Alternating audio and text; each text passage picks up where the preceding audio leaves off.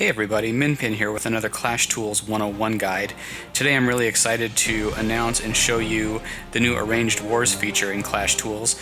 Now this was one of the main reasons to build the app to begin with. I always had this dream that it was going to make it a lot easier for high-level war clans to get together, create their rosters, create a matchup, and do it in a more collaborative fashion and a less tedious way than using a Google Doc or a Google spreadsheet, which works. But if both clans happen to be using Clash Tools, which I hope you are because you get a lot more benefit than just arranged war matchups, it makes it easy, simple, fast, and straightforward to set up an arranged war. So really quick, before we jump into the actual feature, I wanted to go over a couple of things that are going to set you up for success in using this particular feature of the app. So first up, if at all possible, you're going to want to use a computer or a laptop to do this type of editing in Clash Tools. There's a couple reasons for this. One, you're dealing with a spreadsheet sort of version of the application. There's a lot of data to look at in sort of a spreadsheet format, and so screen real estate is important, being able to see everything on the screen. So Clash Tools is built as a mobile first, mobile supported web app, but in some of the features, it's just going to be a lot better to use it on a PC or on a laptop. Also, when you're doing this highly collaborative effort between two clans, you're going to have two different people editing from possibly two different parts of the world in real time, and you're going to see those updates in real time. And if you've got any connectivity issues, if you drop off a cell network or whatever while you're trying to edit this stuff, you can actually screw up the data a little bit because one guy's made a change but the other person hasn't seen it, and then they save and they overwrite the other person's changes. And so it's just best to have a stable internet connection and a lot of screen real estate to do this type of editing. So second, the concept of a 0.5, like a Town Hall 9.5, is not really supported anywhere in Clash Tools, and this is intentional and by design. The notion of a 9.5 or an 8.5 is an invention by the community of players, not necessarily something that is in the game or makes any sense from the game perspective. And I'm trying to keep the app clean and sort of free of those types of ephemeral inventions. And so you're going to want to set, a Town Hall 9.5 is really just a Town Hall 10 with low war weight. Really, it's about war weight and hero levels in order to get the right matchup. If you want to argue back and forth about 9.5s, which, honestly, in the matchups that we've had, the 9.5s cause a lot of controversy because then suddenly, after the war match is made, somebody builds the Inferno Towers, and really, it's kind of a joke. And so we're just not going to support the 9.5s and the 8.5s in terms of making a matchup. This third point is for those of you who might be new to Clash Tools. Yes, every member of your clan must sign up for a Clash Tools account in order for you to get the benefit of using Clash Tools. This is definitely a by design thing. The whole point of Clash Tools is to have a more secure version of some of the other stuff like Clash Caller that's out there. This means that everybody has a login, everybody has a password, nobody can screw around with other people's clans or profiles, and once you've got all of your clan in, and it only takes a minute or two for somebody to set up their Clash Tools account, so it's really no big deal. We have it as a requirement. There's more than 500 clans now in Clash Tools using it. And so get your clan in and get them set up because you really are going to get a lot of benefit out of it. And lastly, guys, on the heels of point number 3, point number 4 is it's easier, I promise. And what is easier? Pretty much everything in terms of managing your clan and managing clan wars. I know it can be painful to change. People hate change. I know it can be painful to get your clan in to use Clash Tools and have everybody set up an account. However, I promise you, once you do it and once you get accustomed to it, you'll never look back. Being able to track every war down to every attack detail, being able to look at a member's performance over time, being able to filter them down to, hey, I want to know how person X did against Town Hall 9s versus Town Hall 10s, for example. Or if you want to, manage your ban list or manage interclan messaging, Clash Tools supports all of that. And now with arranged wars, if you're a high-level war clan who does a lot of arranged wars, I'm trying to get the war clan community to use this tool because in the end you'll be able to save set rosters, you'll be able to literally set up new matches in minutes without having to exchange back and forth between a document or a Google spreadsheet or whatever it is that you're doing now. So give it a shot. I promise once you get into it, once you get your clan in, you will have an easier time managing your clan wars. for the demo, I'm going to use a fake clan called Primetime, whose leader's name is Noodle, and Noodle is going to set up an arranged war with Kara heroes. And so if you look at the navigation, you can see under Wars there's a new link called Arranged Wars. You'll also find it in the main menu from the upper right. Click on Arranged Wars, and that's going to bring up a list of arranged wars that you are currently configuring. It's going to be blank at first, and so you want to click Create New, and then you're going to just search for the clan that you want to set up a war with, and then click the Start Match button. And what that's going to do is it's just going to automatically create the match, and it's going to notify the leaders of the other clan that a match has been requested by this clan. And so now this clan, Primetime, has just created an arranged match with Kara heroes.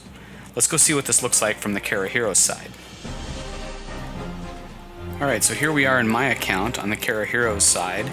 And you'll notice I have an email indicator in the upper right saying I have an email message. So let's go ahead and take a look at the email message. And there's the request from Noodle, letting us know that Primetime would like to start an arranged war with us. Now this went to all of the leader and the co-leaders of the clan. And so you can click on Arranged Wars over in the navigation, or there's a link right inside the email that you can click on, and that's going to take us to the list. So as you can see, we've got an arranged war now with Primetime. Even though we didn't have to approve it or say yes, we wanted an arranged war, it's already there. If you happen to not want an arranged war, you can simply delete it, and the leaders of that clan will be notified that the arranged war has been deleted. Alright, now that we have our arranged war, we can go ahead and click on Primetime and get into the interface for managing this arranged war. It looks complicated at first, but it's actually very simple. There's only 3 things you can do from this interface. One is you can change the count of the number of people in the war. 2 is you can add members from your own team to the war. Now this drop-down is really nice because what it does is it sorts by war weight. So you see in that first column is the weight of each member, and then the town hall level, and then the hero level. And so it's really straightforward to sort of find your top town hall 10s, to find your top town hall 9s, etc. And that stuff is all configured in member profiles. And the last thing that you can do is remove members of your team from the war roster. And that's it. The rest of it is just data for you to look at. So the first thing you've probably decided on with your opponent is how many people are going to be in this war. And so set the count, and that's going to change the number of people you see in the roster. If you ever reduce the count to a smaller number, you're going to get a warning, and the reason for that warning is because if you've set up, say, 30 members and it's all configured, and then you decide, oh, you know, we're going to make this a 25-person war, you're actually going to remove the bottom 5 people off of the war roster. So you just get a little bit of a warning there. And the next thing we're going to do is just start adding our team to the roster. And as you can see, all you do is select them from the drop down. So you just scroll through, find the person you want to add, click on them, and they will automatically be added to the roster. And similar to the drop down, the roster will be sorted according to first war weight, second is hero levels, and third is town hall. So that should keep your roster in the relative order so that you can cross compare with your opponent's roster and see where the matchup is going. You'll also notice that in the summary area you're seeing data get updated, and really only the Kara Heroes side right now is getting data updates because that's the only edits we're doing right now. We'll get into editing the opponent's team in a second. And so here we are filling out the roster, and we're going to get it down to our 10 members. And quickly, what I want you to notice is we've got a red mark on the Kara Heroes side, and so we can click the X's to remove players from the roster, but notice that Jay has 0 war weight, so it's turned red for you so you can see something's wrong with his profile. And so you can go ahead and just click a member to go into their profile and correct whatever problem there is, whether it's they forgot to set up their heroes or their town hall or their war weight. Once you've set their war weight correctly, go back to the arranged wars and go back to the war we're talking about, and then you'll see that Jay's war weight has now been updated to 74, the way we set it in his profile. So notice at the bottom of the list there's a summary of total weight and total hero level, and green indicates the advantage and red indicates that the team has a disadvantage, so you know where to make adjustments to even out the match. Now here's a really cool part of this feature, and so while we're editing our side, our opponent could also be editing, and if they're editing and they're adding to the roster or removing from the roster, you're actually going to see that in these kind of cool animations where the names kind of pop into the list as they're added from the other side. So you can see when the other team makes an adjustment, when they add a name, and you can sort of follow the line items line by line. And so if you're using a chat app on top of this where you're talking back and forth between the leaders, it's really easy to say, hey, look, I'm looking at our player number 5 against your player number 5, and it looks like there's a mismatch there. I think we need to replace that with this person on the roster. And then, of course, once it's all done, you get this nice clean summary in the top right that shows, in this particular matchup, this 10-person roster, Kara Heroes has a +4 advantage on total war weight and a +39 advantage on total heroes. And further, you can see that broken down by Town Hall 10 versus Town Hall 9. So if you want to know, and also Town Hall 8, but we don't go any lower than Town Hall 8 in terms of breakdown. You can include Town Hall 7s in your war, but most high-level clans don't war with Town Hall 7s. And so in this particular matchup, we can see that Kara Heroes has an advantage.